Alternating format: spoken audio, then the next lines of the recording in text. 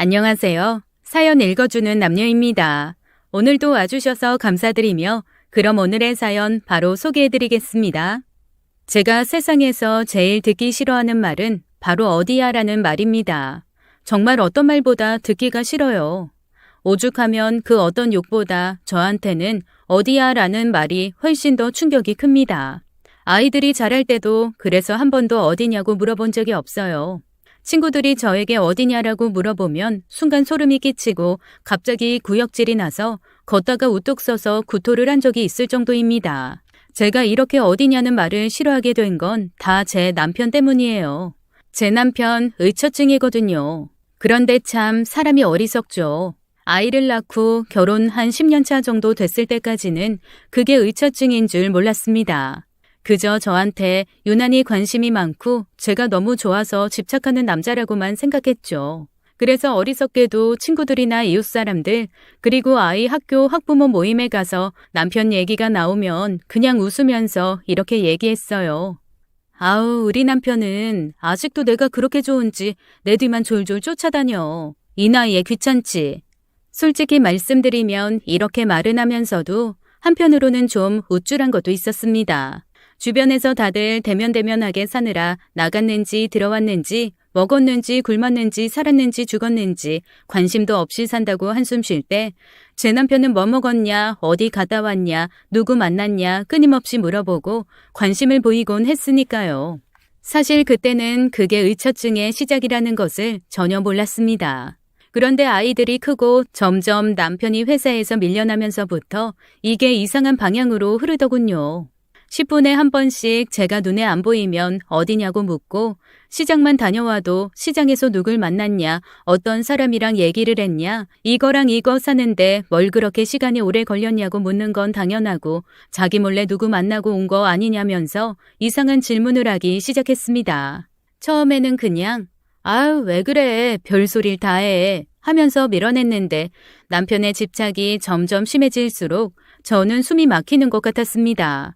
종국에는 저한테 폭력까지 행사하더라고요. 제가 바람을 피는 게 분명하다나요? 증거 있으면 갖고 와라 근거를 대라 그랬더니 세상에 제가 쓴 살림카드 내역을 하나하나 뽑으면서 밑줄을 쫙쫙 긋는 거예요. 이 슈퍼 주인도 남자, 이 편의점 주인도 남자, 이 정육점 주인도 남자. 남자가 주인인 가게마다 줄을 짝짝 그으면서 이렇게 자주 가는 이유 다 남자 보러 가는 거 아니냐고 윽박지르더라고요.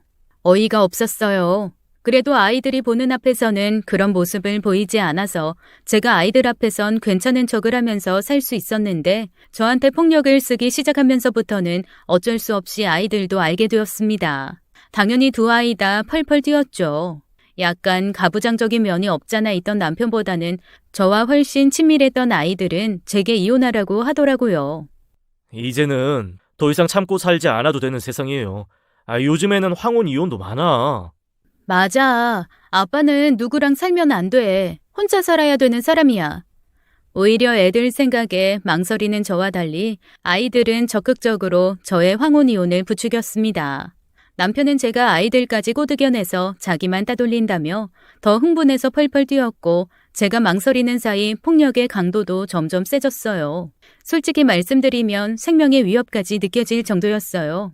그래도 애들 결혼할 때까지는 참아야지 싶어서 견뎠는데 어느 날 남편이 야구 방망이를 들고 휘두르며 저한테 그러는 겁니다. 애들도 자기 애 아닌 거 알고 있다고요.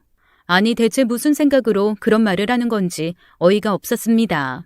저를 미워하고 의심하는 건 참을 수 있는데 애들한테까지 그러는 건 아니잖아요. 게다가 누가 봐도 애들이 아빠랑 찍어낸 것처럼 똑같이 생겨서 다른 사람들이 이 집은 모르고 지나가다가도 어라 가족인가 할 정도로 닮았다 하는데 본인만 모르고 난리를 떨고 있으니 황당하기 그지없었습니다. 그동안 욕먹고 맞아도 참았던 제가 그날은 도저히 참지 못해 대들었어요. 그랬더니 남편이 이제야 본색을 드러낸다며 더 흥분해서 펄펄 뛰더라고요.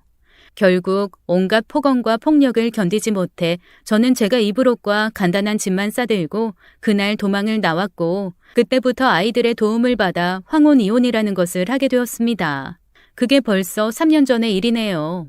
그 3년 동안 남편은 조금도 변하지 않았어요. 2년 전 전화번호를 바꾸기 전에는 1시간에 한 번씩 전화를 걸었고 제가 수신 차단을 걸어놓자 다른 사람 전화로 저에게 전화를 하기도 했습니다.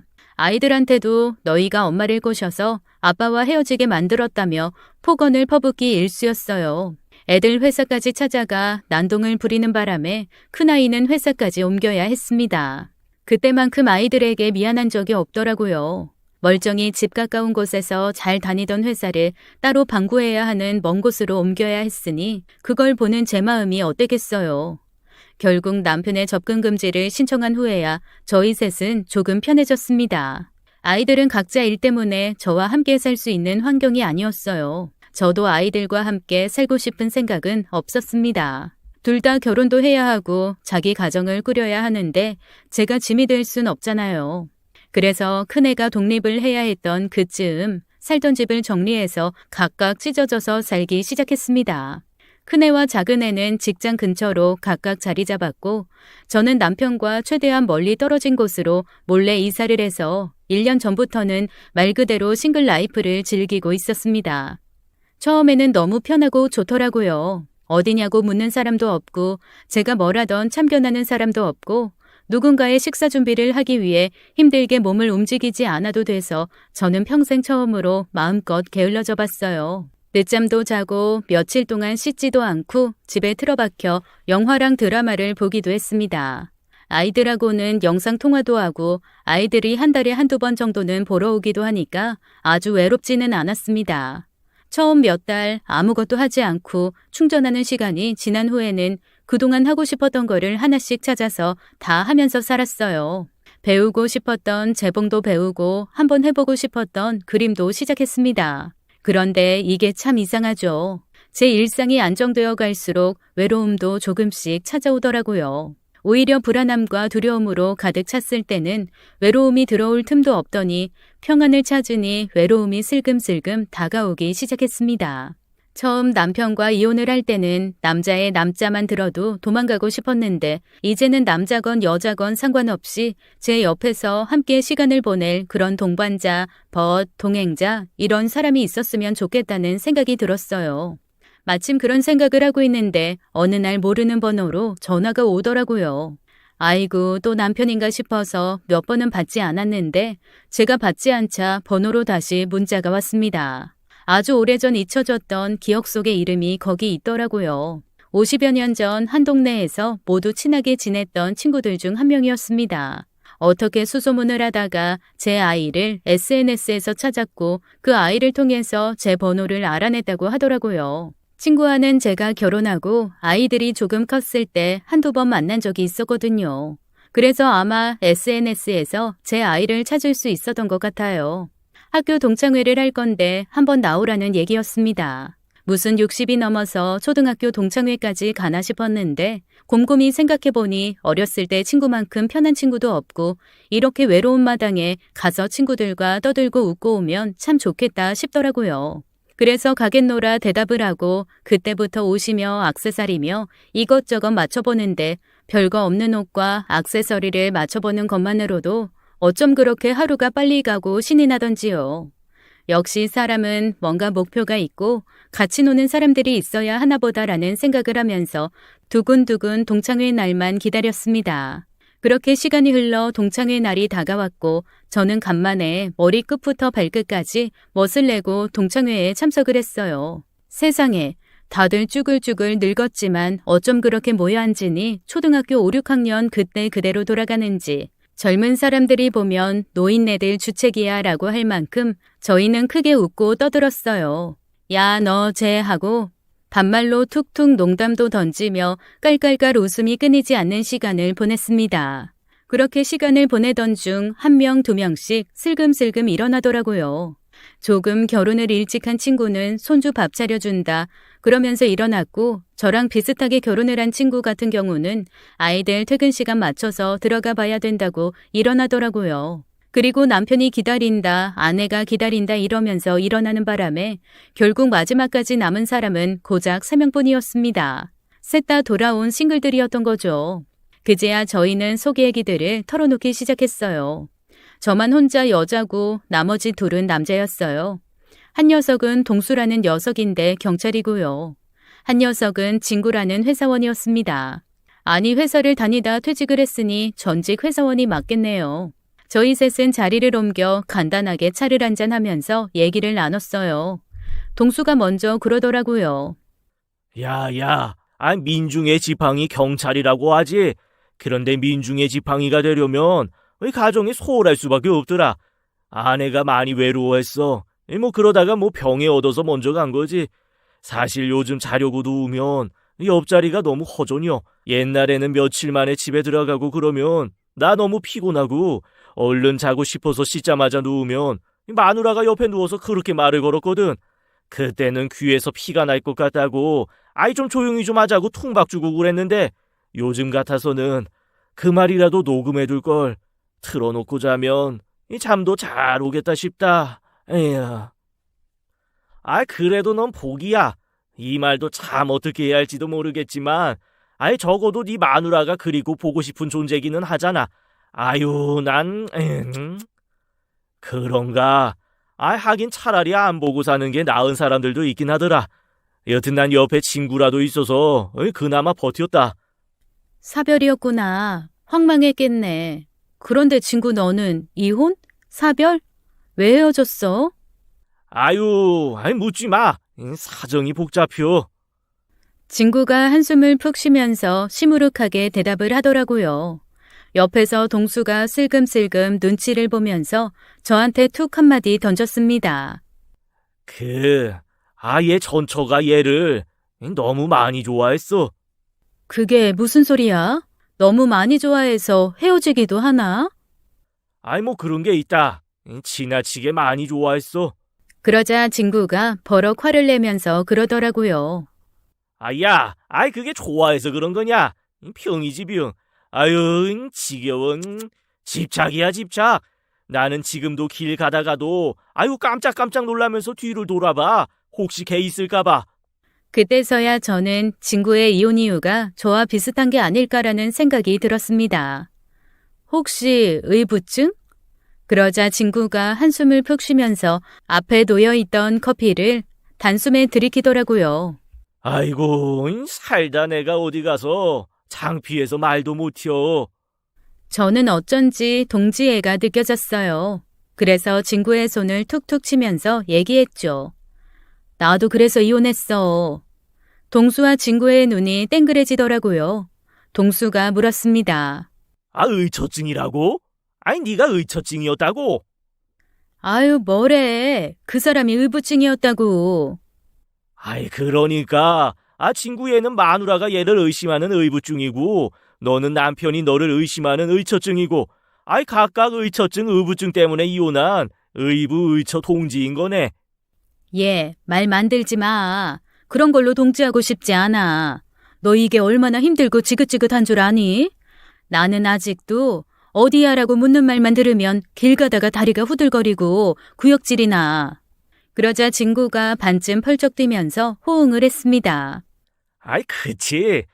나도 어디냐고 묻는 말이 세상에서 제일 싫어. 그때부터였어요. 동수는 마치 탁구 시합을 보는 사람처럼 눈을 친구한테 돌렸다가 저로 돌렸다가 왔다 갔다 하면서 얘기만 듣고 있었고 저랑 친구는 얼마나 우리가 고달팠는지 서로 쏟아내기 바빴습니다. 그렇게 카페 주인이 슬그머니 다가와서 이제 문 닫을 시간 됐는데 정리 좀 해주시겠냐는 얘기를 할 때까지 저희는 5시간 동안이나 카페에서 쉴 새 없이 얘기를 나눴어요. 카페에서 나왔는데 목이 다 칼칼하더라고요. 하지만 저와 친구의 대화는 끝이 나지 않았습니다. 오죽하면 동수가 아주 지친 얼굴로 저와 친구의 가운데 딱 서서 그만, 오늘은 여기까지 라면서 말을 끊어버렸지 뭡니까. 너희 둘이 밤샐 것 같다. 나는 빼고 앞으로 너희 둘이 만나라. 지겨워. 동수가 고개를 설레설레 흔들면서 사라진 후 저와 친구는 서로 머쓱하기도 하고 애매하기도 한 그런 마음을 갖고 둘이 남겨졌어요. 우리 통화라도 가끔 할까? 친구가 먼저 묻더군요. 그래 좋아. 이런 얘기 어디 가서 할 데도 없는데 그나마 얘 비슷한 거 겪은 너라도 있으니까 속이 시원하다. 친구 사이에 이런 거라도 있어야지. 나도 그려. 동창회를 나와도 나 이해해주는 사람이 없어서 너무 외로웠다, 사실. 지금까지 동창회 계속 나왔었구나. 나는 이 동네에서 크게 벗어나지 않아서 계속 동창회에 나왔었지. 그런데 뭐 다들 처음에 내가 이혼했다고 하니까 늙을수록 다들 마누라가 신경도 안 쓰는데, 이렇게 신경 써주는 마누라가 있는 거 고마워할 줄 알아야지. 고마운 것도 모르고 물색 없이 이혼했다고. 처음에는 얼마나 싫은 소리를 들었는지. 세상에, 겪어보지 않은 사람 모르는 건데 다들 그렇게 남 얘기는 쉽지. 나도 그랬어. 늙어서 남편이 그렇게 사랑해주는 거 복인데 지복 차내버린다고. 배부른 소리 한다고 그랬다니까들. 그렇게 시작된 저희의 대화는 문 닫은 카페 앞에서 1시간이나 더 이어졌습니다. 나중에는 둘 다 목이 잠기고 말이 나오지 않아서 손짓 그리고 웃는 걸로 대화를 하기도 했어요. 예, 인젠 진짜 집에 가야겠다. 그래, 우리 또 만나서 얘기하자. 그렇게 친구와 헤어지고 돌아오는 길 간만에 마음이 후련하더라고요. 이게 다른 이혼 이유라면 남 앞에서 욕도 하고 잔뜩 원망도 하고 그럴 텐데 희한하게 의처증, 의부증 이런 거는 다들 시선들이 좀 이상해요. 그런 것도 못 참나? 그게 다 관심인데 얼마나 못 믿었게 행동했으면. 이런 시선이 분명 존재하더라고요. 그리고 개인차가 다 있는 거니까요. 저한테는 못 견디게 싫은 어디야라는 말이 다른 사람한테는 그냥 그러려니 하는 말일 수도 있는 거잖아요. 그러다 보니 의처증으로 인한 폭력, 의처증으로 인한 학대, 그런 것들이 이유가 돼서 이혼을 하기는 했지만 그 자체를 감정적으로 이해해주는 사람이 많지는 않았습니다. 제 아이들조차도 제 몸에 들어있는 멍과 상처를 보기 전까지는 우리 아빠 나이 들수록 우리 엄마 저렇게 더 좋아해서 어떡하나 하면서 농담처럼 넘겼었으니까요.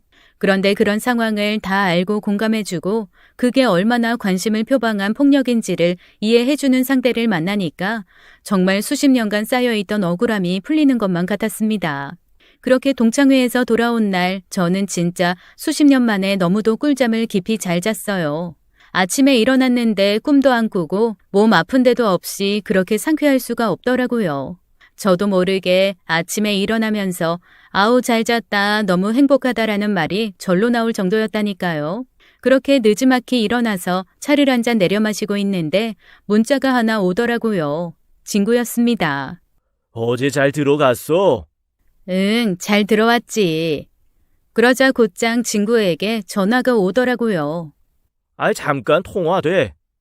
그럼 무슨 일 있어? 아니, 어제 잘 들어갔나? 잠은 잘 잤나 해서. 잘 들어왔고 잠도 잘 잤지. 너는? 안 그래도 신기한 게 있다. 내가 이혼하고 몇 년 동안 계속 수면제가 없으면 잠을 못 잤거든. 그런데 수면제라는 게 사람을 되게 멍하게 만들잖냐. 그래서 수면제를 먹었다가 술을 먹었다가 또 수면제를 먹었다가 그렇게 왔다 갔다 하면서 어쨌건 뭐가 도와주질 않으면 잠을 못 잤는데 어제는 머리 대자마자 자서 아침까지 한 번도 안 깨고 아주 꿀잠을 잤다 내가. 어머, 나도 수면제나 불면증 약 없으면 진짜 잠 잘 못 자거든. 새벽에 두세 번씩 깨고 악몽 꾸다가 일어나고. 그런데 나 방금 일어났어. 아주 푹 잤다 야. 우리가 그동안 진짜 마음속에 쌓인 게 많긴 했나 보다. 둘 다 그거 얘기하고 마음이 풀려서 잠 잘 잔 거 아니냐. 어머, 그런가 봐. 세상에, 내가 오늘 아침에 일어나면서 나도 모르게 아우 잘 잤다 행복하다 그랬다니까.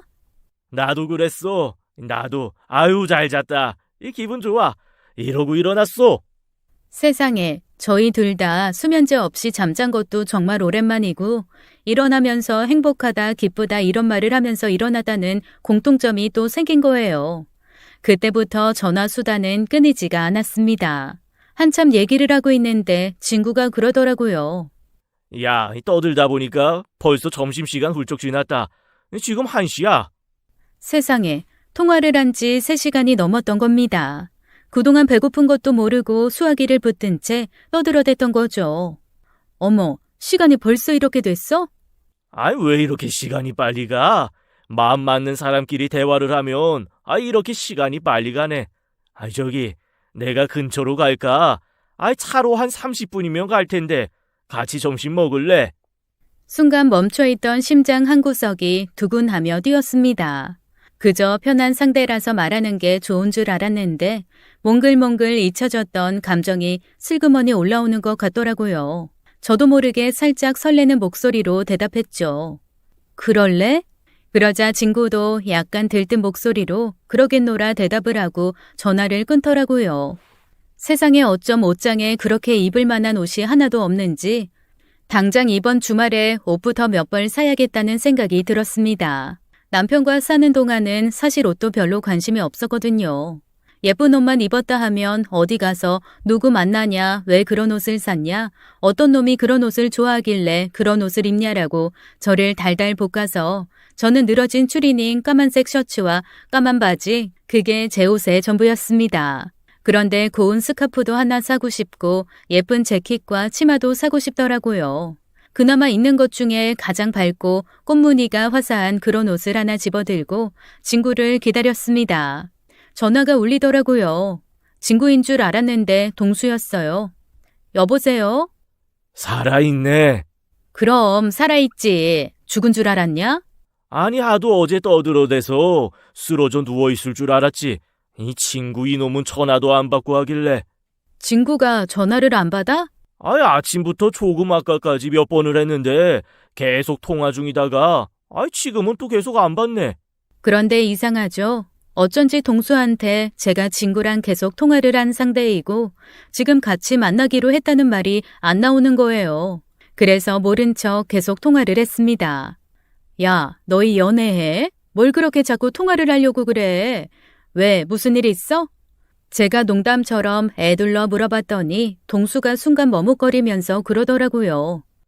걔랑 연애했다가는 큰일 나. 너도 조심해.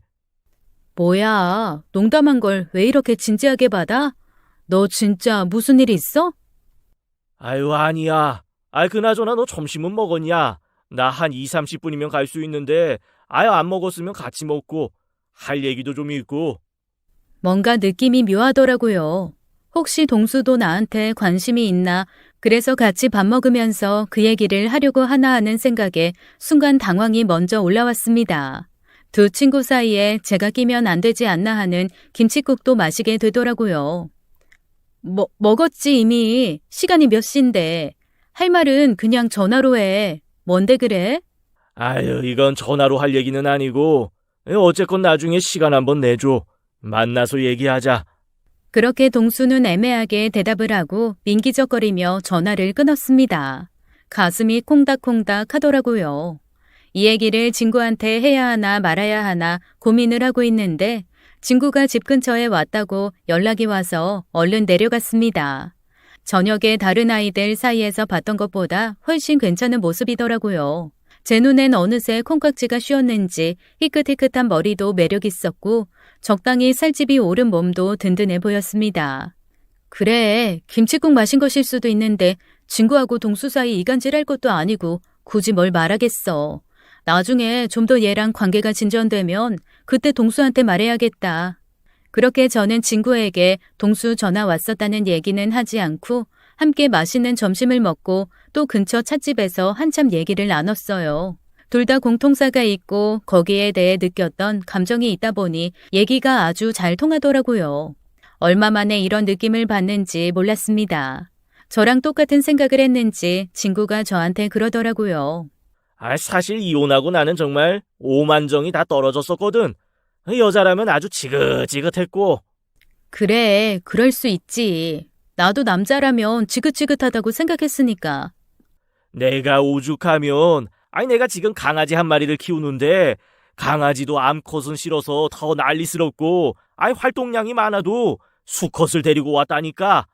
아이고, 나도 한동안은 꽃게도 숙게는 안 먹었어. 아주 지긋지긋하더라고.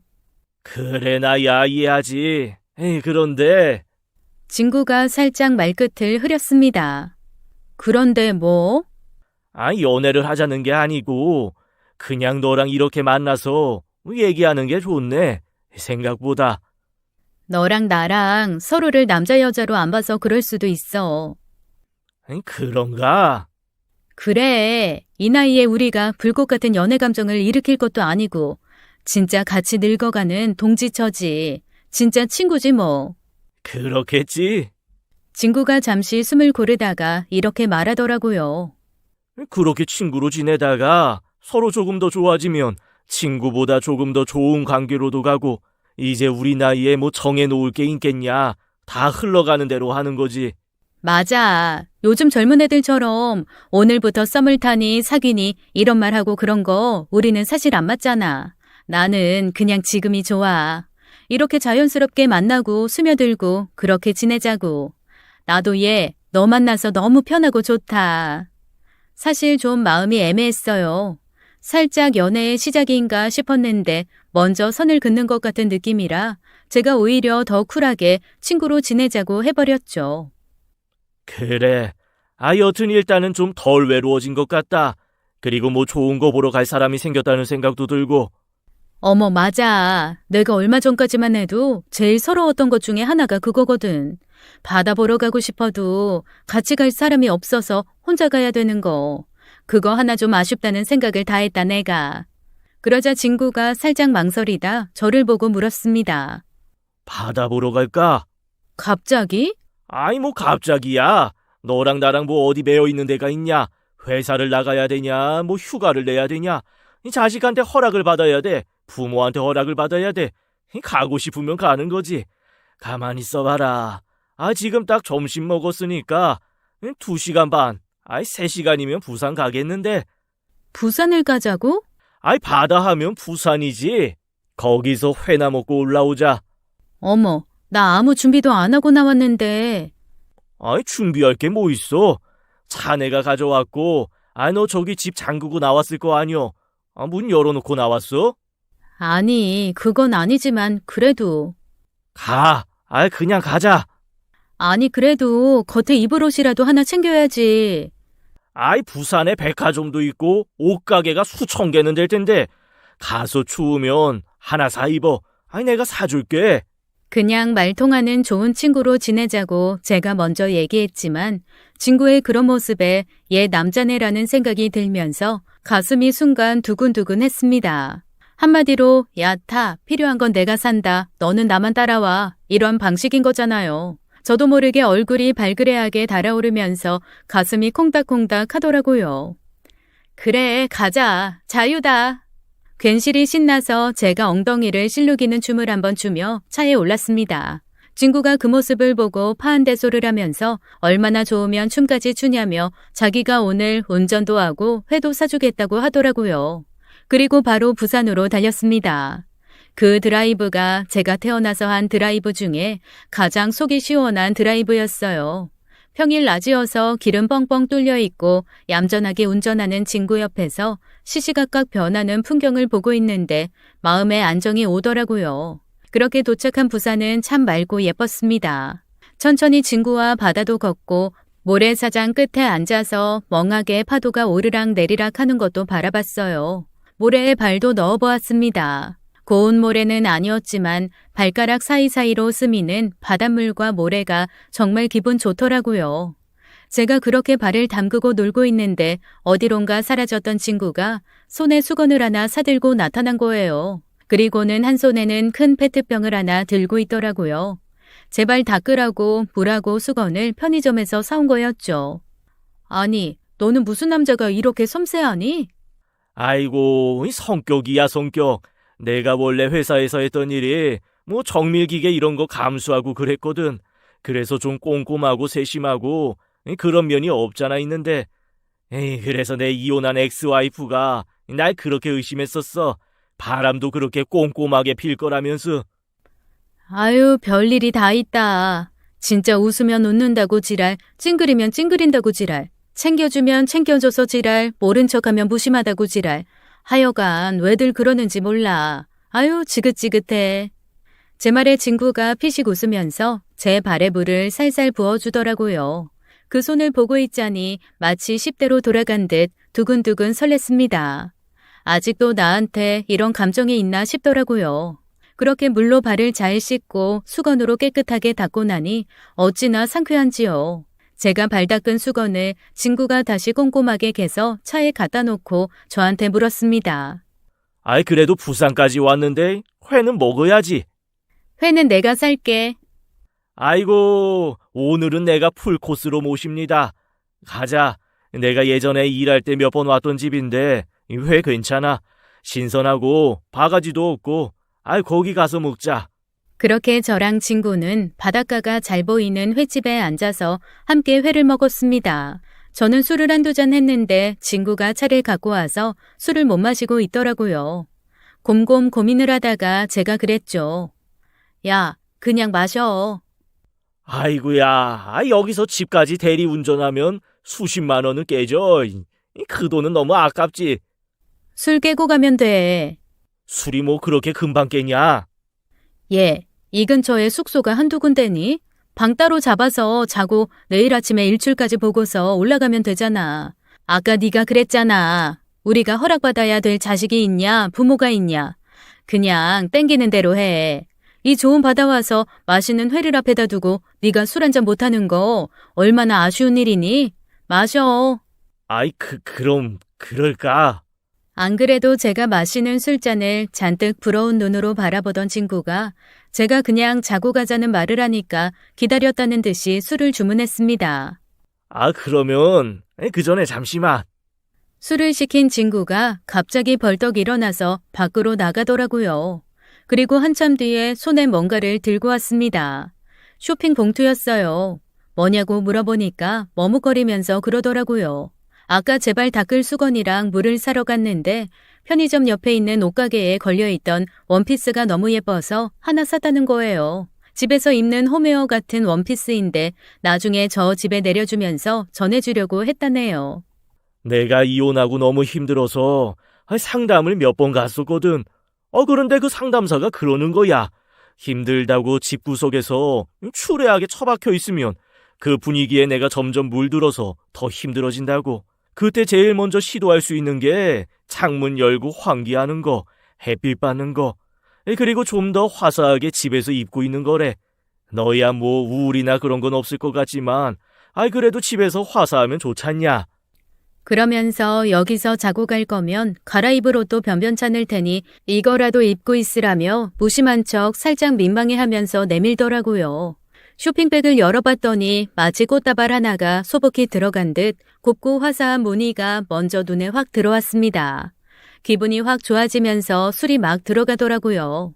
시원한 공기, 쫄깃하고 맛있는 회, 그리고 술이 들어가니 어찌나 얘기가 끊기지 않고 술술 나오는지 결국 저희는 약간 인사불성 직전까지 술을 마시고 횟집 근처에 있는 모텔로 들어갔습니다.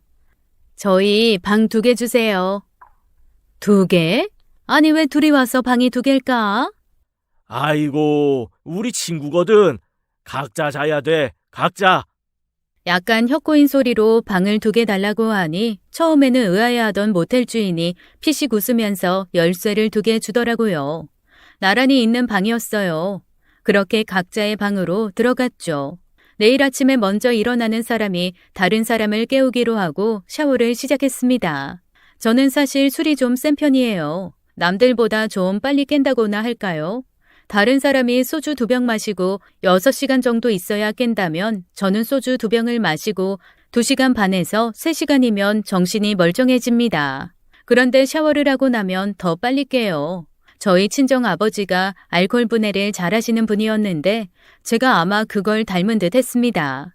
전 남편이 이걸 가지고도 저를 엄청 괴롭혔어요. 연애할 때는 제가 술이 빨리 깨서 자기가 마음껏 마시고 취해도 안심된다고 좋아하더니 의처증이 도진 후부터는 제가 술이 빨리 깨니까 술자리에서 남자 만난 다음에 상대방 남자 술 실컷 먹여서 해롱해롱하게 만들어 놓고 남자랑 바람 필 거라는 이상한 논리를 가지고 저를 달달 볶았거든요. 괴로웠던 기억은 참 이상합니다. 평온하던 순간에도 불쑥 죽순자라듯 치고 올라와서 금방 생각과 마음에 그늘을 만들거든요. 하루 종일 친구 덕에 너무 행복하고 즐거웠는데 샤워하면서 갑자기 그 인간이 했던 행동과 말이 떠오르자마자 급격하게 기분이 나빠지더라고요. 혼자 고개를 설레설레 흔들며 나쁜 기억을 지우려고 크게 노래를 하면서 샤워를 마쳤습니다. 샤워를 마치고 나오니 이미 술은 얼추겠고 베란다에 비친 바닷가가 예뻐서 기분이 살랑살랑해졌어요. 아이고, 오늘도 푹 자겠네. 대충 모텔에 구비되어 있는 화장품을 바르고 쇼핑백을 열었습니다. 그리고 친구가 사준 홈웨어 원피스를 입었는데 세상에 어쩌면 그렇게 보들보들하고 고운지 입는 순간 콧노래가 절로 나오더라고요. 아참, 혹시 술 마셔서 밤에 목마를 수도 있으니까 뭐라도 좀 사올까? 늘 술 마시면 새벽쯤 과일 음료 마시는 게 습관이었거든요. 하나 사다 놓는 게 속 편할 것 같아서 얼른 아래 편의점에 내려가 과일 주스를 2개 사왔습니다. 그리고 하나는 친구 방문에 걸어놓고 문자로 문 밖에 걸어놓은 거 가지고 들어가 마시라고 했죠. 과일 음료를 들고 들어와 한 모금 마시고 나니 기분이 좋아지더라고요. 행복하다는 혼잣말을 하며 불을 끄고 침대에 들어간 순간 저는 제 다리에 닿은 물컹한 느낌에 소스라치게 놀라 침대 밖으로 뛰쳐나왔습니다. 그리고 불을 켜고 이불을 들추면서 저도 모르게 비명을 지르고 말았어요. 침대 위에 제 주먹 2개만한 피덩이가 올라가 있는 거예요. 언뜻 보면 간이나 허파 같은 느낌도 났고요. 어쨌거나 거기서 스며나온 피가 침대 시트를 물들이고 있었습니다. 너무 놀래서 일단 방문 밖으로 뛰쳐나갔어요. 그리고 옆방문을 미친 듯이 두들겼어요. 놀란 친구가 어리버리한 얼굴로 뛰쳐나오더라고요. 얼마나 놀랬는지 옷도 채 걸쳐 입지 못해서 트렁크 팬티바람이었습니다. 아니, 무슨 일이야? 무슨 일인데?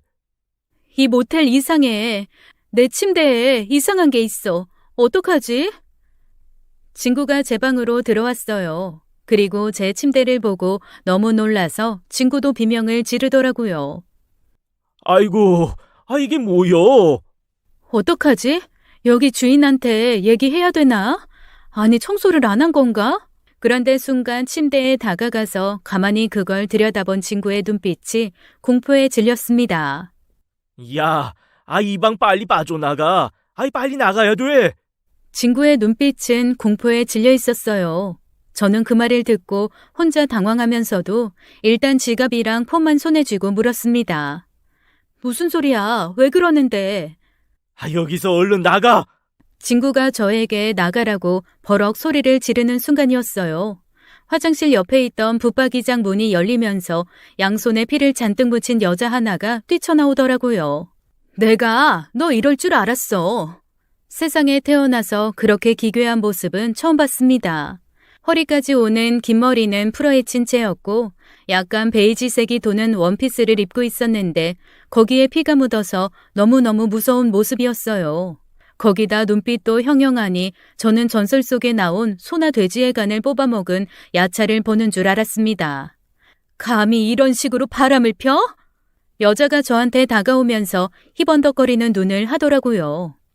좋아? 좋니? 너 막 노래하고 춤추고 그러더라. 그 옷도 이 사람이 사준 거지? 콧노래가 막 나와?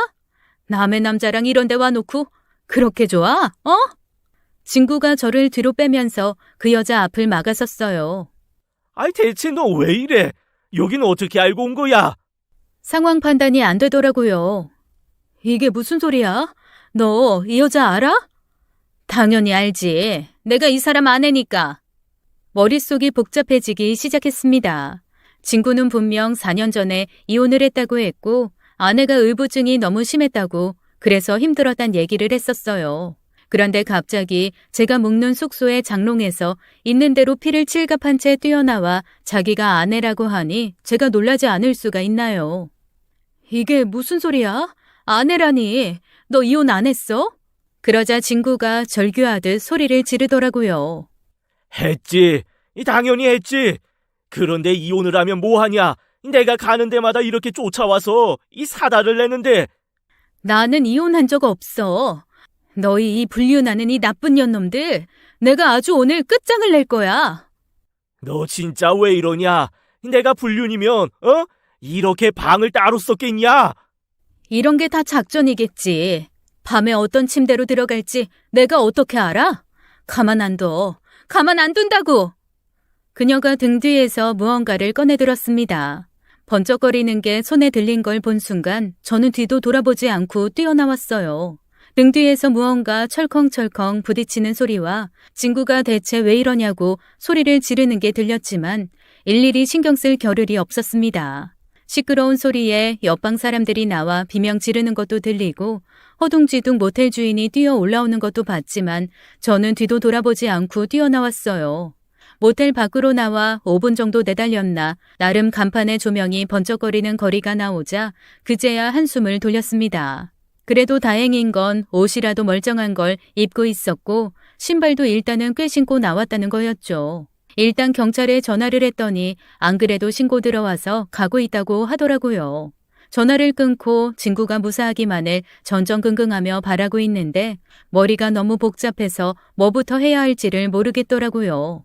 전화기를 만지작거리다가 최종 통화 내역을 보고 그제야 동수가 떠올랐습니다.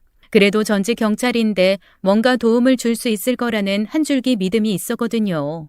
다만 아까 동수가 할 말이 있다고 같이 점심하자고 했던 걸 거절한 것이 좀 마음에 걸렸습니다. 지금 전화를 하면 제가 친구랑 있는 걸 말해야 하니 그것도 걸렸고요. 하지만 이것저것 따질 여유가 없는 것도 사실이었죠. 조금 망설이던 끝에 동수에게 전화를 했습니다. 이 밤에 무슨 일이야? 아니, 나 지금 뭐가 너무 당황스러워서 그런데 너 친구가 이혼했는지 안 했는지 알아? 아니다. 정말로 이혼을 했어? 혹시 별거이거나 좀 사이가 안 좋거나 한 건 아니고? 이 뜬금없이 갑자기. 아이, 걔 이혼했지. 아주 소송하고 싸우고 난리치고 간신히 이혼했는데. 왜? 아이, 잠깐만, 너 그거 왜 물어봐? 아이, 너 어디야? 너 지금 친구랑 같이 있냐? 역시 경찰 출신이라 그런지 눈치가 빠르더라고요. 아니, 그건 중요한 게 아니고 친구 이혼한 건 확실한 거지? 가만히 있어봐라. 아이, 너 친구 전 와이프 만났어? 아이, 너 어디 다친 건 아니지? 동수 질문을 듣고 소름이 쫙 끼쳐 올라왔습니다. 그거 어떻게 알았어? 그러자 동수가 한숨을 푹 쉬면서 그러더라고요. 자기가 그래서 좀 보자고 하지 않았냐고, 할 말 있다고 하지 않았냐고 말입니다. 난 네가 나 좋다고 그럴까봐 피했지. 놀고 있다, 이 기집애야. 나 요즘 슬쩍 만나는 사람 있다. 너 지금 김칫국 혼자 제대로 마시느라고 피 뒤집어 쓴 거요. 나 피 뒤집어 쓴 건 어떻게 알았어? 아이, 진짜? 아이, 난 그냥 한 말이었지. 아이, 근데 피를 또 뒤집어 썼다고? 또라니? 이런 일이 또 있었어? 아이고, 답답해. 아, 너 지금 어디야? 나 부산. 이번에는 부산이냐? 아이, 새끼 좀 가까운 데로 다니지. 아니, 왜 또 부산을 간 거요? 아이, 기다려봐. 너 지금 위치가 어디야? 자세하게는 모르겠어. 친구 차 타고 왔는데 여기 바닷가 앞이고 회타운 근처야. 아, 저 옆에 등대가 하나 보이고 뒤에는 번화가고 그래. 야, 거기 쇼핑거리 간판 있지? 그 안쪽으로 들어가면 지구대 하나 있어. 아이, 거기로 가서 일단 보호 좀 해달라고 해. 아이, 아니다. 아이, 가서 전화해서 나 좀 바꿔. 내가 거기로 갈 테니까 나 갈 때까지는 꼼짝하지 말고. 아이, 친구 전화도 받지 말고 그냥 가만히 있어, 가만히. 너 내 말 들어야 한다. 알았어. 그런데 그 여자 손에 뭐 들고 있었던 것 같은데 친구 어떡해. 아이, 한두 번이 아니야. 지가 알아서 할 거야. 걱정하지 마. 물론 제가 동수에게 전화를 하면서 뭔가 속 시원하게 풀릴 거라고는 기대하지 않았습니다. 하지만 지금처럼 설명을 다 들었는데도 답답한 건 참 낯선 경험이더라고요. 이게 들어보니 한두 번 있었던 일도 아닌 것 같고 그렇다고 친구가 저한테 뭔가 이상한 마음을 먹고 일부러 이런 일에 빠뜨린 것 같지도 않고 영 판단이 안 되는 기묘한 상황인 거죠. 일단 동수가 말한 대로 지구대를 찾아갔습니다. 자초지종을 설명하고 동수와 전화를 연결해서 통화를 시켜줬더니 좀 높은 사람이 하나 나와서 따로 쉴 수 있는 곳으로 안내해 주더라고요. 그리고 물도 갖다 주고 당 떨어질 수도 있다며 초콜릿이랑 과자 같은 것도 갖다 주는데 세상에 맹물이 입에 그리 쓸 수 있다는 걸 처음 알았습니다. 소태처럼 써서 당최 먹을 수가 없더라고요. 제 입이 그만큼 바짝 말라서 뭐가 들어가도 쓴 상태였던 거겠죠. 거기서 3시간쯤 멍하게 앉아있는데 헐레벌떡 동수가 들어오더라고요. 동수가 경찰들과 몇 마디 대화를 하고 무언가를 심각한 얼굴로 논의를 하고 나서는 저를 데리고 밖으로 나왔습니다. 동수를 만나니 긴장이 됐던 게 풀렸는지 손발이 덜덜 떨리면서 아무 생각이 나지 않더라고요. 동수가 저를 보고 그랬습니다. 아이고, 보아하니 옷도 못 챙겨 입고 나왔구만. 기다려. 지금 출동해서 각자 다 격리했고 거기 있는 짐 챙기고 있다니까. 네 짐 오면 그거는 내가 알아서 챙겨서 나중에 집으로 보내주마. 일단은 따뜻한 거 좀 먹자. 너 술은 좀 깬 거야? 국물 좀 들어가는 게 낫겠지? 동수가 근처에 24시간 하는 해장국집으로 데리고 가서 따뜻한 해장국을 한 그릇 사주더라고요.